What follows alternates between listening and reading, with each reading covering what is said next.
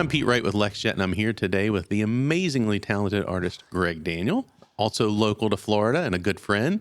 And we're here today to talk to him a little bit about what he does with his printing and some of his amazing photography. So, Greg, let's start out a little bit about the type of work you do. Tell me a little bit about your photography and the type of work you do. Yeah, so it's a little different. You know, I started off in wedding photography, like a lot of folks in our industry do, and then later on in my career, like in the '90s, I really was looking for something very different. So I was in a gallery, and my wife's a ballerina, and this gallery was full of these incredible ballerina realistic paintings. And that was right at the same time that embellished reproductions came out in the art community. And so I'm like, this speaks to me.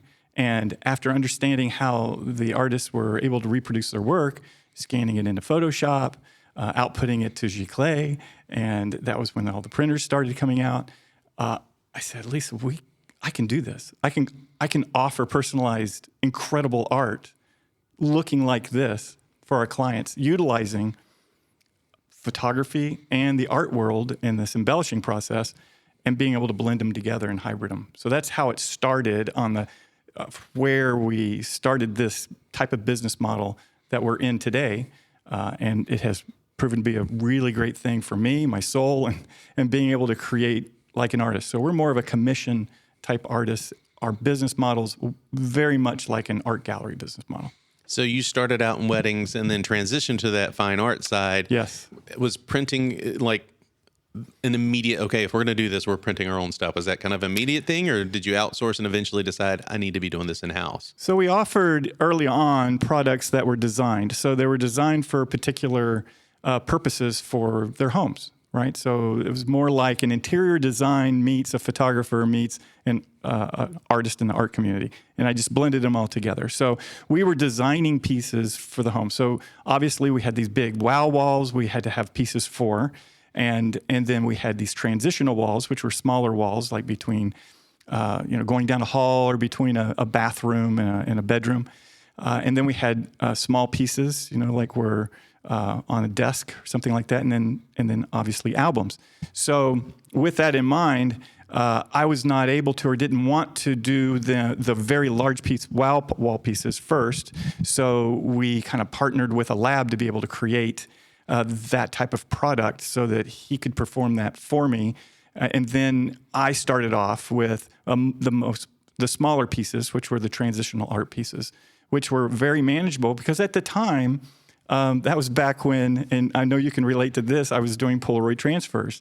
So we were using a 5x7 view camera and in the studio, and we would transfer the Polaroid, pull the Polaroid, peel it, and transfer it onto art paper, in water, and peel it, and so look at it and watch it there. And so I was very used to that, and then floating them in art pieces. So I just transitioned that into where I would do the printing. So that was the first printer that we got to be able to print that product. And so I was getting used to the in-house printing digitally at that time. And then eventually we do all of it now. So your first machine was an IPF 6400, is that right? No, the first machine was an Epson. Oh, okay. Yeah, and it was rather difficult because it was, very at the beginning stages of all this, and the inks were sideways. And so there was lots of restart, start, plug. And it wasn't until we shifted to the Canon printers that it just changed everything. Okay. So when did you shift, or what was your first Canon machine? The first Canon machine was a 6400. Okay. And then you eventually switched, that was a 24-inch? Yeah, that was a 24-inch, which was perfect for all the transitional pieces. So all the art paper that was coming out of it was all for transitional pieces. And when we started doing more of the secondary walls or the wow walls, then I needed a printer that was a little bit more substantial, and then we went to the 4100, which is a great machine. I remember when you switched to that; it was a great machine. Yeah, it still is it's a fabulous machine. In fact, I think you got that in New York at a conference. So I think the very first one they probably produced because it didn't come with software. It was literally the first Pro 4100, right, in the country, if Yeah, I'm not mistaken. I think it was. And it was at Photo Plus Expo. It was. And we used it as our floor model demo. And you're like, I want that one. So you bought the machine that was in the show. I did. And I called you a number of times after that. We spent a lot of time on the phone after that. To get it up and running. And buddy, I'm telling you what, that has been such a beautiful piece of equipment. I've never had an ounce of problem with it. And it was just an easy transition to get into.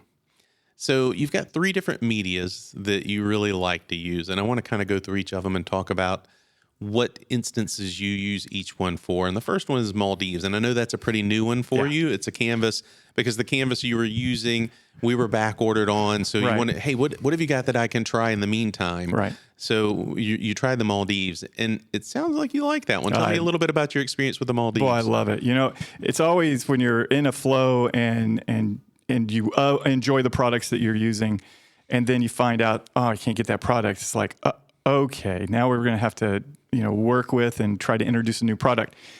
So I ran a lot of tests with this new canvas, and it is spectacular. It's fabulous. So it's a semi-gloss. I was using a gloss before, right? And so I was a little concerned about the semi-gloss to begin with. But the only reason I really use gloss is so that I can tell visibly when the image comes out, when the print comes out, I can tell what the blacks are going to look like, right? So that, because I'm going to then embellish it. So I'm going to put lots of acrylic and oils and paint and things like that on top of it. And I just need to know when I put all that on, what those blacks, what kind of detail I'm going to have, And the semi-gloss did that. I mean, so right off the bat, I knew this is good. It passed that gate. That custom profile just for that particular paper it was spot on perfect. We did some tests with that. All the Shirleys that came out were perfect. So I was really, really pleased with that portion of it. And then the next test, which was going to be the big test. I typically, on all the other canvases I've ever used, I had to lock the ink down because it's water-based ink, right? So I had to lock the ink down with some sort of coating product, or spray or something like that. So a spray or a fix-it, something that would lock that ink down so that when I started brushing a water product on it, it wouldn't like pull the ink up, And so that was very, very concerning to me to make sure we got that down right.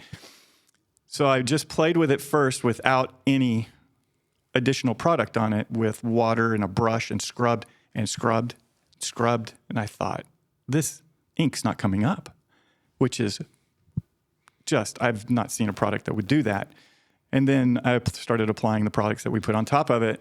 Not a problem at all. So I don't even have to put the barrier down now to go right on into the acrylics, that first layer, which is saving me time, all of that. So I'm really to pay money for coatings now. Right. So that's been a really great thing for the process. Yeah, and I love seeing the work that you're doing the embellishing on. Oh, thanks. It's one of the things, and I definitely want to get into that a little bit, because I think with a lot of people, the print stops when it comes off the machine. That's when their work stops. Of course. And there's just a handful of artists out there, and I like to call you an artist, even if you weren't doing that. Right. the photographers that really impress me the most are the ones that are true artists when it starts with the image capture itself. Sure. But you really take that a step beyond, and there's a handful that are really doing that, where it comes off the printer, and that's just the beginning in your mind. Yeah, it is. That it was never intended to just be that. It was always intended that you were going to be going through and embellishing and enhancing this print to take it to the next level. So I definitely want to get a little bit more into your process on that and what got you started on that. But I want to touch on the next media, which is the e-satin. Right. So another media you like, tell me a little bit about e-satin and your applications for that one. Yeah, the e-satin, especially with this Canon printer that I have, the 4100, it has the coating on it. So because it has that coating that comes with it, it'll coat the image or the paper. And so I utilize that product for all the desk portraits, things like that. So that's that gift line, basically, 8x10s, 5x7s, all the way down to wallets. So I print all of those. My printer has 2 rolls on it, and the top it has the canvas on it, and then the bottom has e-satin on it all the time. And so I can print, it just goes back and forth, back and forth. So if I need to do any of the smaller products, I just print them right off, put the coating on. It puts the coating on them when it comes over, and it looks fabulous. And then I have a peel and stick mount that I put it on. So it's just a beautiful product. It looks great.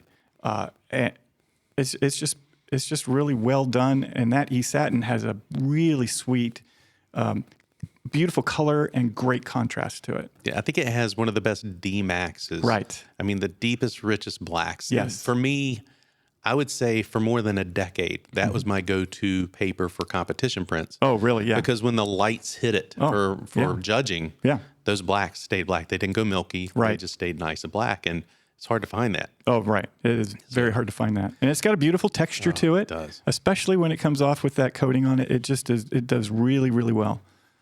And then the next one is the Sunset Bright Velvet. So that's that middle. That's that transitional wall piece. That's that paper I use for the transitional wall. Now, on those, I do put a little spray on top of it, typically just to give it a little bit of protection when I'm working with it, mainly because most all of those pieces will be under glass. Everything else typically is, the e-satin typically is going to be in a frame. So that'll be a little glass piece, maybe on a desk. But the transitional wall pieces are mainly floating art pieces in a matting kind of apparatus where it floats inside, and then there's glass on top. So the piece is going to be protected. So mainly I just put a little spray on it to keep my fingers from, when I'm manipulating it, I tear the edges to it. And it's got a beautiful tear on it when you start tearing it. And so I hand tear every one of those, and it's just a really, really sweet piece. It's been a staple for a very long time. So let's circle back a little bit to your embellishment. Sure. The brushstroke. I grew up, my grandfather was an artist, a painter. I think he painted over 400 paintings, and I grew up watching him paint. And unfortunately and fortunately, we inherited hundreds of his paintings. So just the storage alone. Oh, I bet. But it's a skill and a talent that just is mind-blowing. Talk to me a little bit about what got you started in doing that. Is it something that you had trained for before? Or is it something you kind of self-taught yourself after you decided you were going to go this route? And just the process and the development of how that's worked out for you. Yeah, so I get asked that question quite a bit because it is unique, but it's not unique to the art industry, right? So when I mentioned at the beginning that this really was inspired by the art industry, that process was inspired by the art industry for me.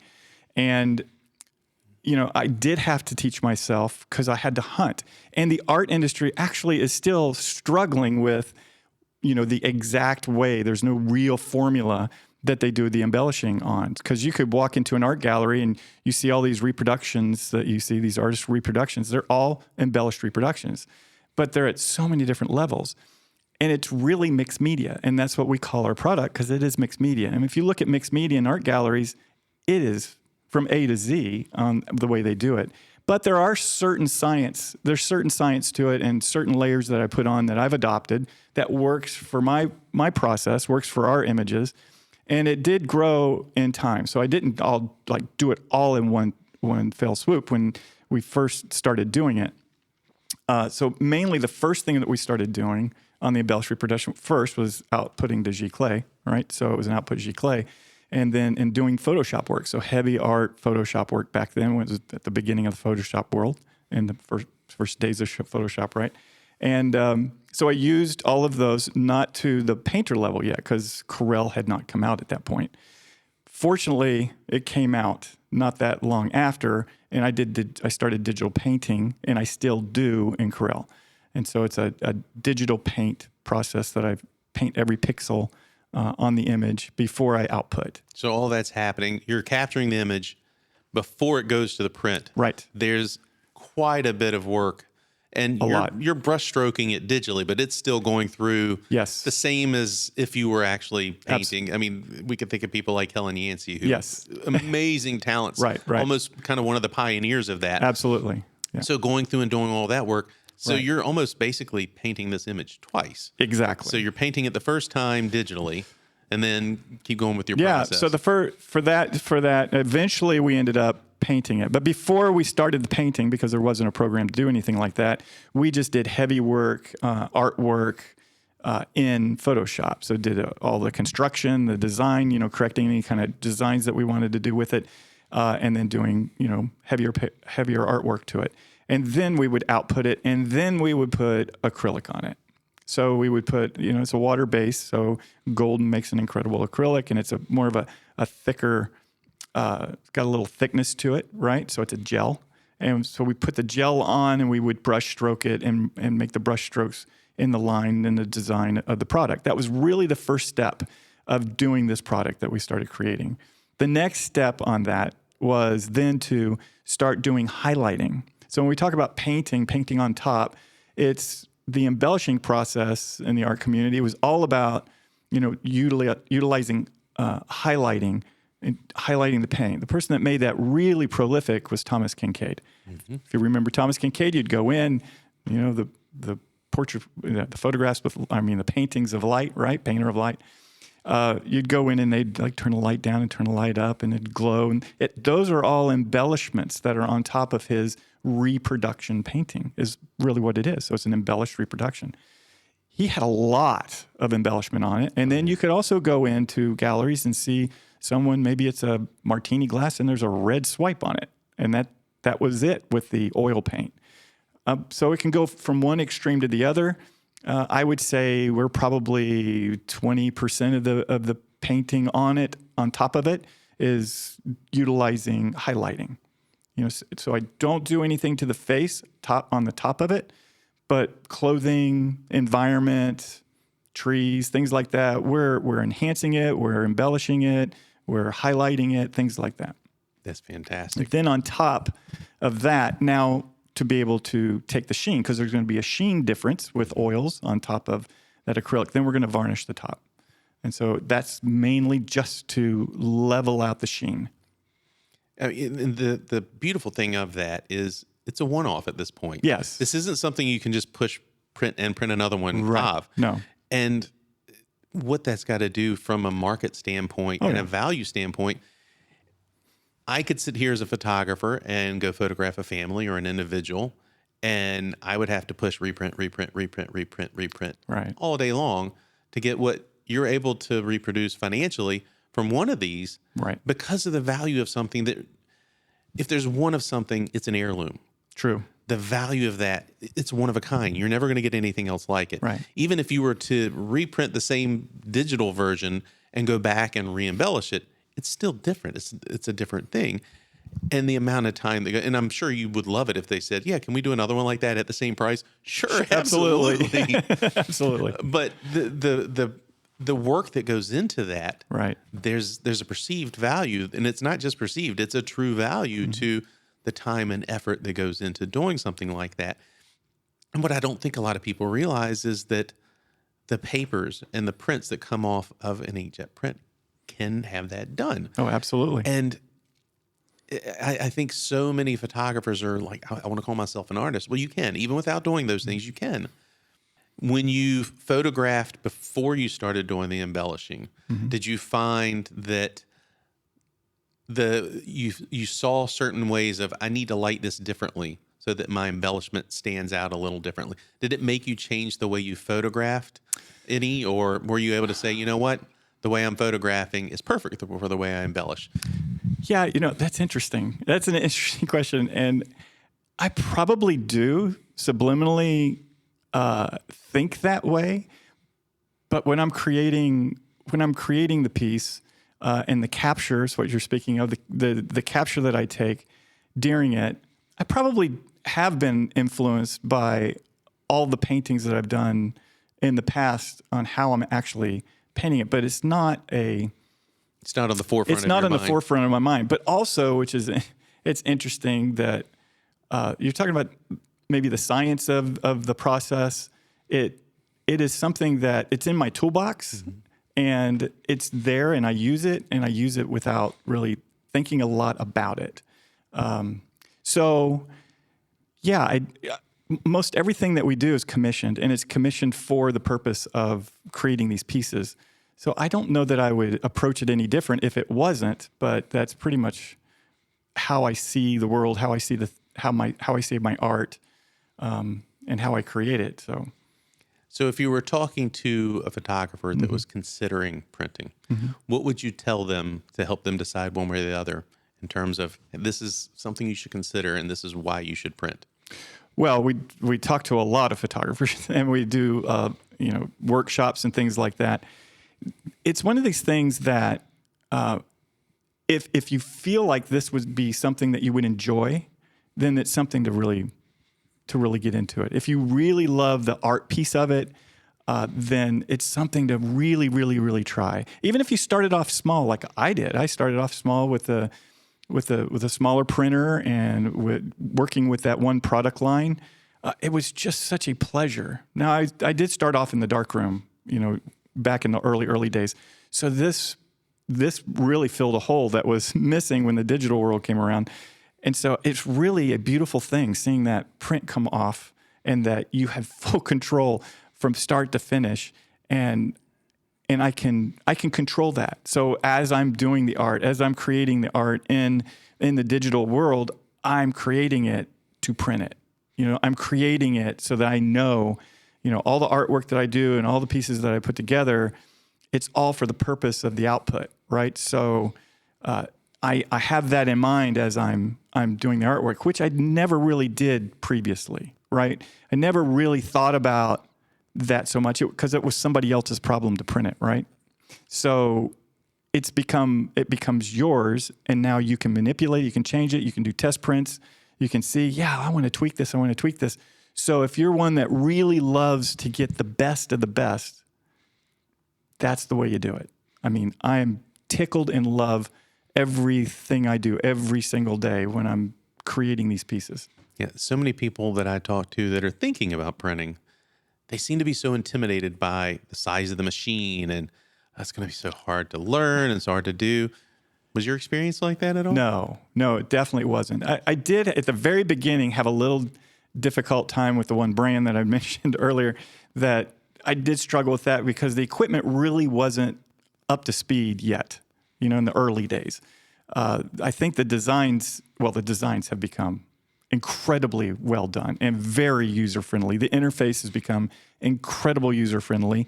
The software that you work in is really much easier to work with, the interface with the printer. So, and then I never have any kind of issues with ink clogging or any of that. So, and if you have any kind of head change out, it takes just moments to change a head. It's just really an easy process. I can't even imagine not doing it, at this point. Yeah, the nice thing that's happened, you had mentioned you'd started with Epson and you had your issues with Epson, Right. and you switched to Canon because you weren't having those issues. And the nice thing that's happened is because for the longest time, Epson was kind of the only game or the only player in the game. And when Canon came along, it created a friendly competition between the two of them to constantly step up. Mm-hmm. So when Canon found ways, hey, this is a shortcoming, let's make sure we don't have that problem. Right.